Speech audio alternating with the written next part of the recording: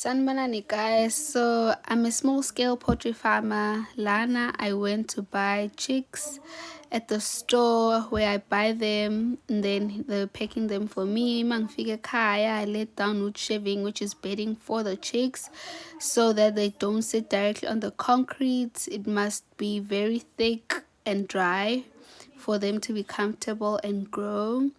After putting the shaving, I laid newspapers on top so that they don't sit directly ku shavings because their body is still sensitive.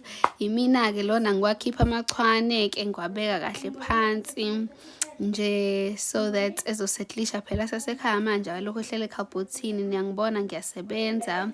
And then after that ngabalungisela ukudla into yokuphuza bawoma ba right uyabona nje nawe.